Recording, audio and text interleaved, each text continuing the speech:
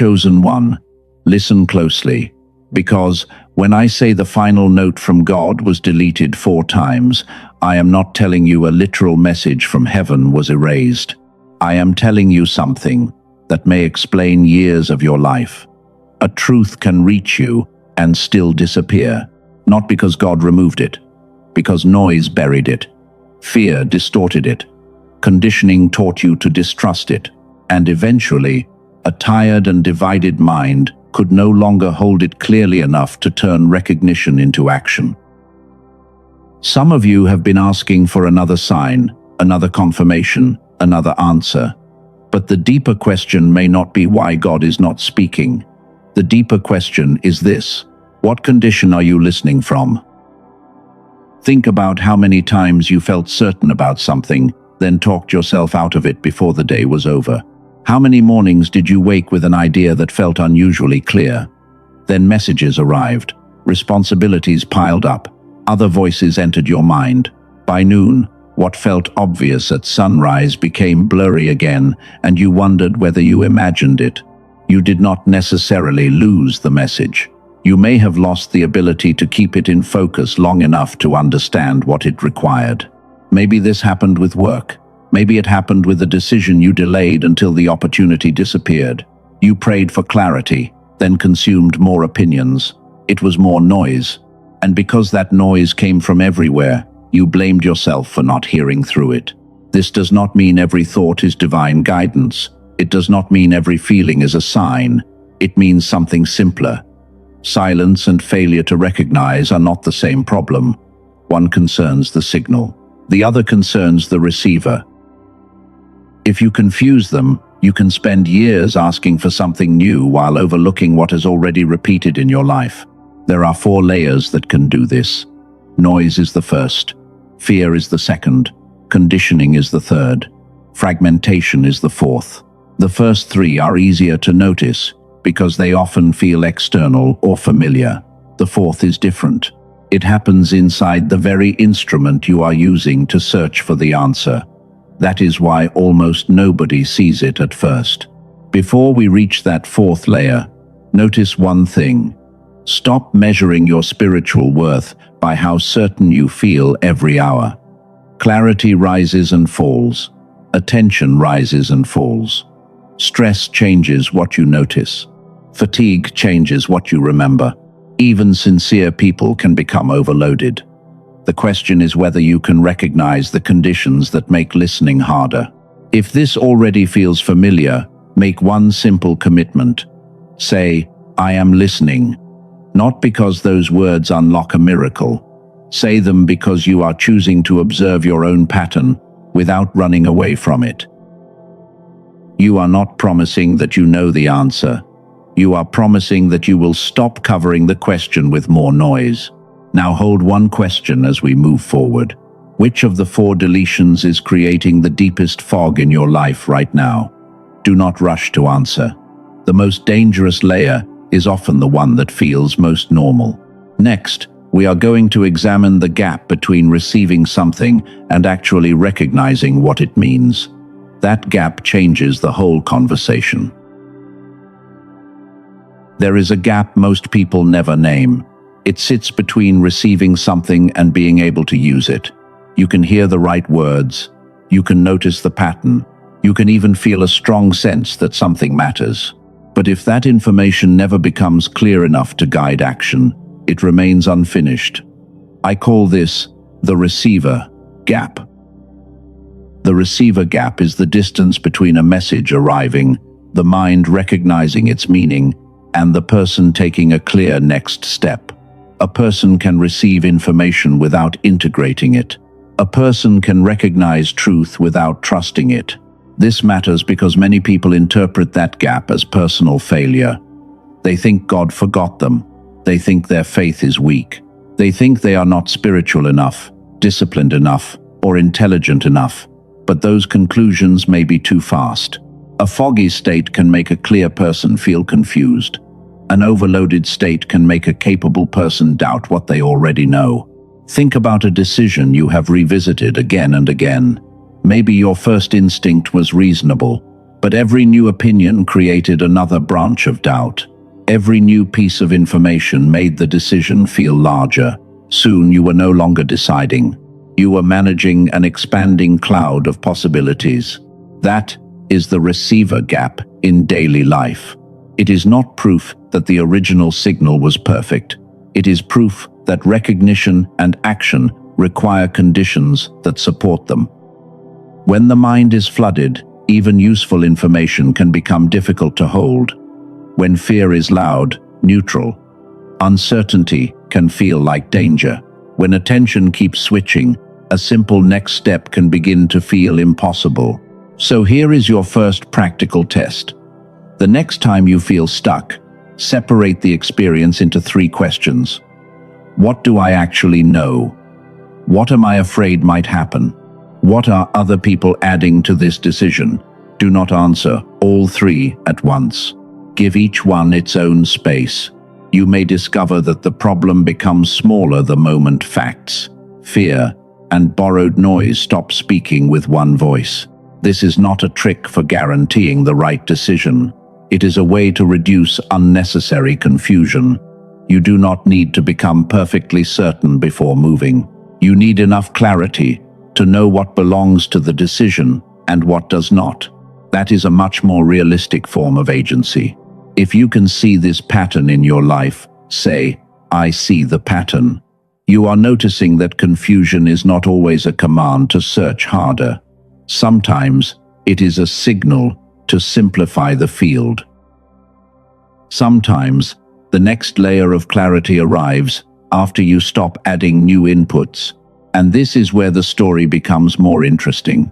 There are researchers and developers who have approached mental clarity from a different direction. They have asked what happens when the brain is supported in moving toward a more coordinated state, rather than being pulled through endless competing inputs. We will return to that later. For now, keep the question open. What if mental fog is not simply something you have to accept as your identity? What if the condition of the receiver can change, even when the outside world stays noisy? Before we explore that possibility, we need to uncover the first 2 deletions. They are so common that many people mistake them for normal life. The first deletion is noise. It looks normal. Notifications, videos, messages, advice, opinions, predictions, comparisons. And when every voice asks for attention, your own ability to judge what matters begins to weaken. This is why more information does not always create more clarity. Sometimes it creates the opposite.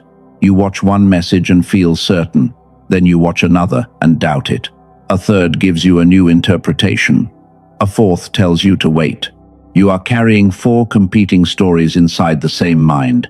Noise becomes especially dangerous when it hides behind the language of preparation. You tell yourself you are being careful. You tell yourself you just need one more confirmation. But at some point, preparation can become avoidance. The search continues because choosing would mean accepting uncertainty, and uncertainty makes the second deletion wake up. The second deletion is fear. Fear does not always feel like panic. Sometimes it sounds intelligent. It says, check again, ask one more person, wait one more day, find one more sign. Make absolutely sure. This is where many people enter what I call confirmation overload. They are not lacking information. They are drowning in attempts to remove every possible risk before acting.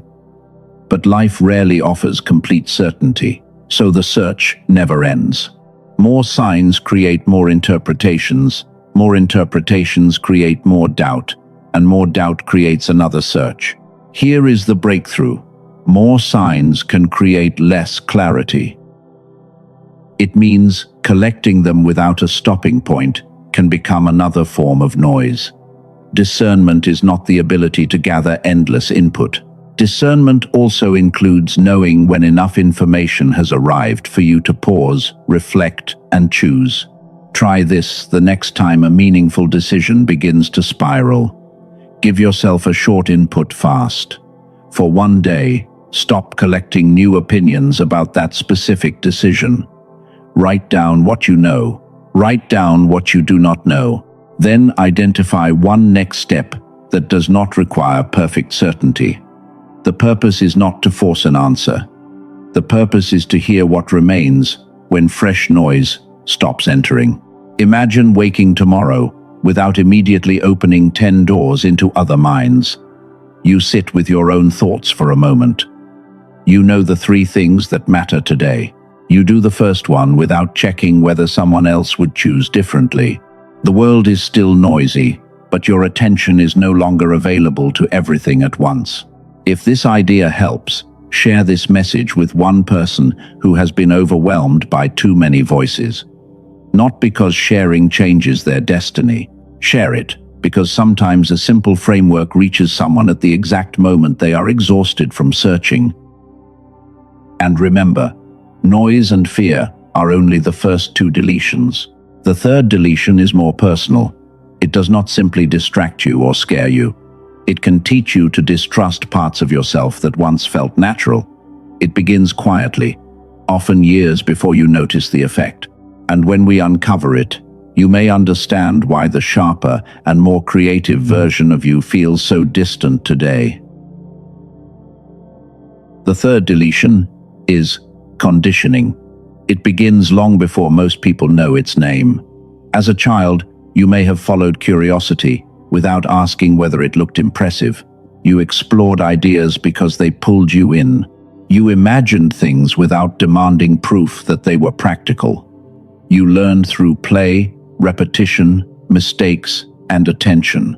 Then the world started giving you labels. Be realistic. Do not get too excited. Stop overthinking. You are not creative. You are bad at decisions. You are too sensitive. You are too scattered. A sentence repeated often enough can become an internal rule, and an internal rule can quietly shape what you expect from yourself. This is what I call the borrowed limit. It is a limit you learned to carry before you ever proved it was true. Maybe someone laughed at an idea you loved. Maybe school rewarded one kind of intelligence and ignored another. Maybe responsibility taught you to value speed over curiosity. None of this means your past ruined you. It means some beliefs deserve to be examined. There is a difference between saying I am scattered and saying I am experiencing scattered attention. There is a difference between saying I am bad at decisions and saying I have built a habit of second-guessing. One turns a condition into an identity. The other leaves room for change. That distinction matters more than it seems. Identity statements can become expectations. Expectations guide attention. Attention looks for evidence that the old story is still true. Then every mistake becomes proof, while every moment of clarity gets ignored. The borrowed limit survives because you keep collecting evidence for a conclusion you did not consciously choose. So remember this: the version of you that once felt sharper may not be gone. The curious part may still be there. The creative part may still be there. The person who could focus deeply on something meaningful may still be there.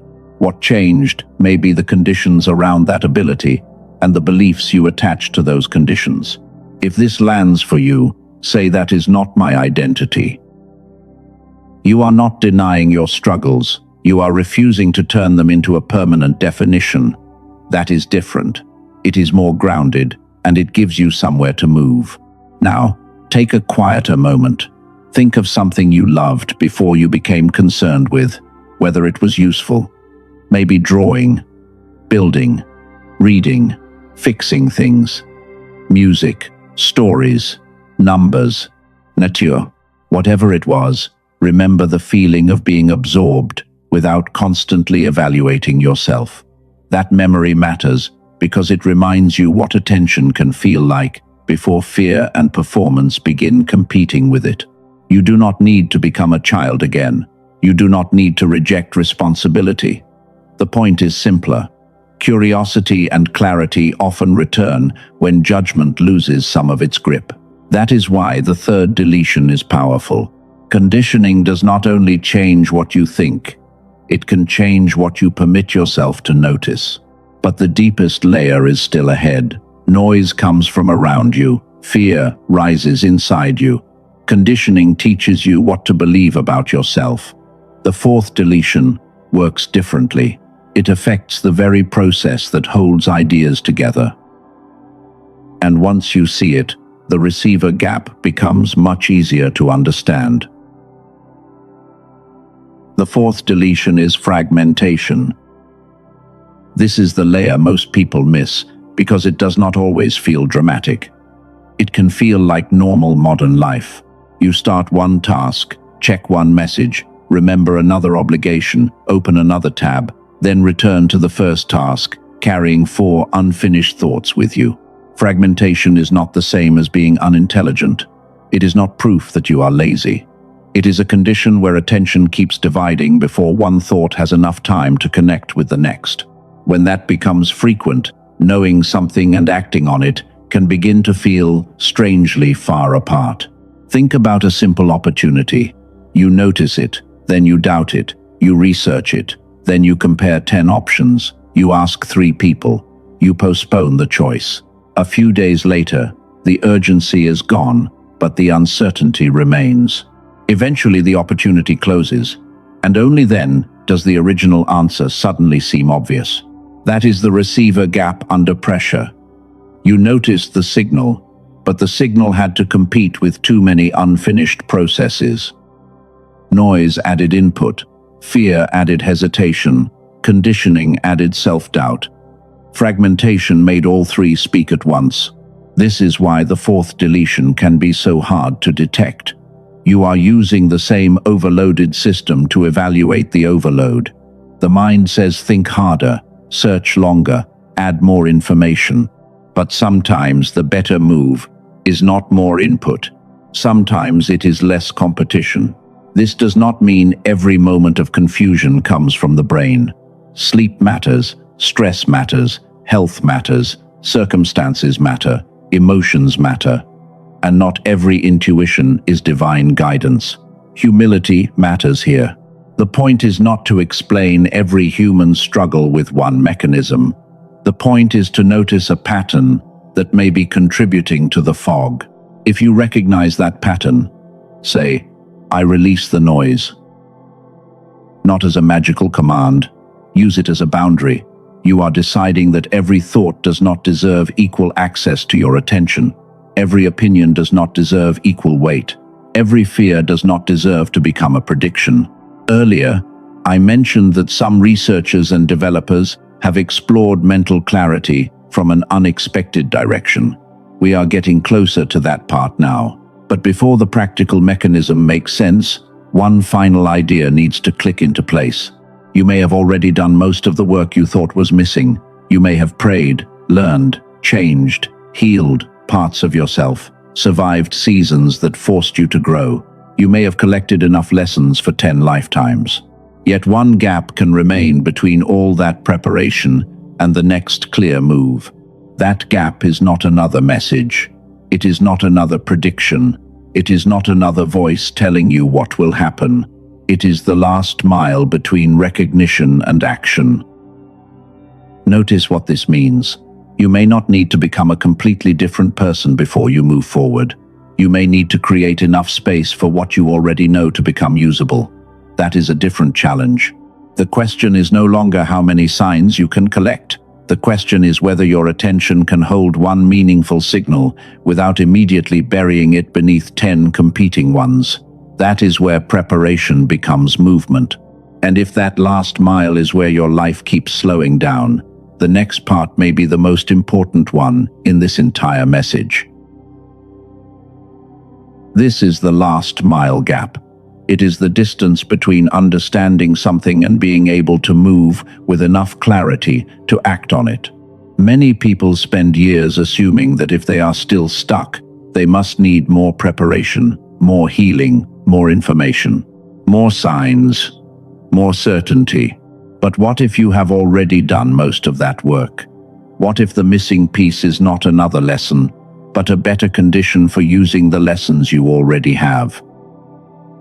That possibility changes the story because it moves you from endless searching toward practical agency. The last mile begins when information becomes integrated. You do not merely hear an idea. You connect it with what you know. You recognize what matters.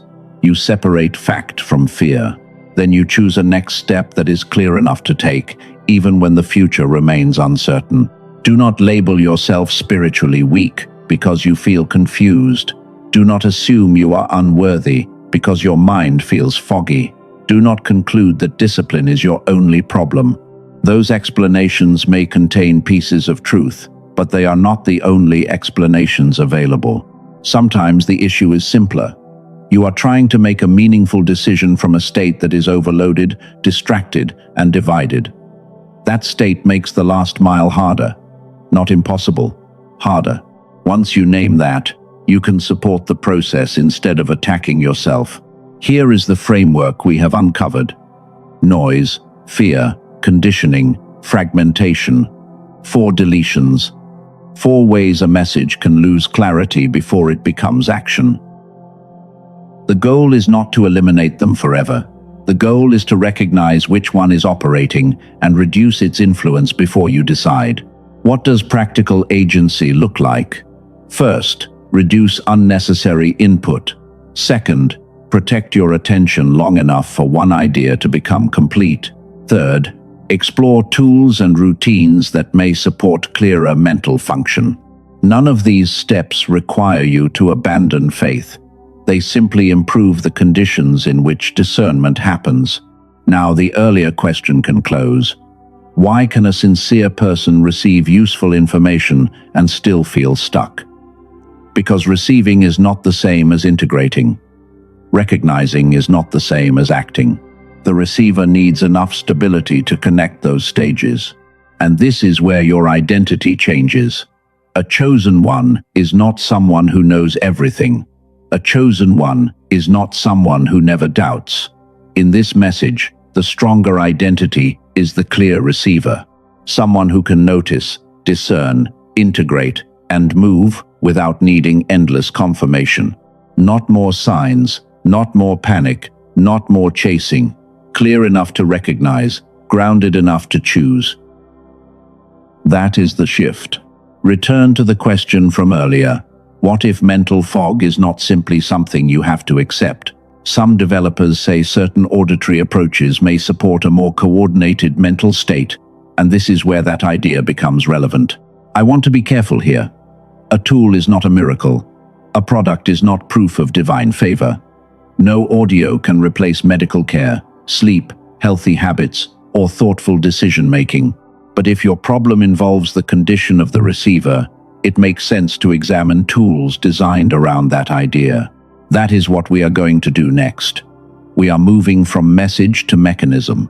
We will look at what this approach claims to do, how the protocol works, what users have reported, and who it may fit. Then you can judge it for yourself without fear or pressure. Now, we move from message to mechanism. Earlier, I told you that some developers approached the receiver problem from a different direction. Their idea was simple. If divided attention can make clarity harder, then perhaps a coordinated mental state is worth exploring. The developers connect this idea to research on how different regions of the brain communicate. They reference Dr. Roger Sperry and his Nobel Prize-winning split brain research. That research does not prove this product works.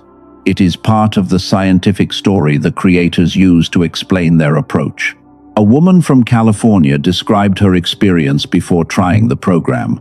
She said she had prayed, journaled, meditated, and kept searching for the feeling that something inside her had opened again. She reported that after using the audio consistently, she felt less blocked and more able to recognize what mattered. That was her experience, not a promise for anyone else. A man from Texas reported a different kind of change. He described living with mental fog while carrying work and responsibilities for other people. After using the program, he said his thinking felt sharper and decisions felt easier to organize. That is a testimonial, not a guaranteed result. But it points back to our question: what happens when the receiver gets practical support? The program is called the Genius Switch. It is presented as an 8-minute targeted auditory sequence built around what its developers call neural sync technology. The physical routine is simple. Put on headphones, close your eyes, listen for 8 minutes once a day. The creators describe the goal as supporting greater coordination between the two hemispheres of the brain. They call that whole brain activation. I want to keep the language precise. This is the mechanism they claim for the product. It should not be confused with proof that every listener will experience a specific cognitive result. If you have tried binaural beats, generic brainwave tracks, or meditation audio before, the company presents this as a different category. Their claim is that the sequence is designed around hemisphere synchronization rather than simply creating a mood or targeting a single brainwave pattern. Whether that difference matters for you is yours to evaluate. And the genius switch is not for everyone. It makes the most sense for someone who recognizes the fog and fragmentation we have been discussing, wants a low-effort daily practice, and prefers something that takes only 8 minutes.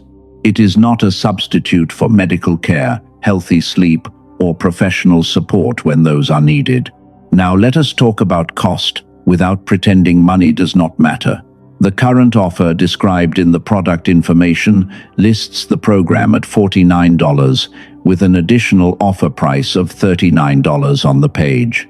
You also receive lifetime digital access after purchase. There is no shipping because the program is delivered digitally. The package also includes 4 bonuses: a guided visualization, a smart grocery shopping guide, a classic manifestation book, and a 5 habits infographic for daily routines.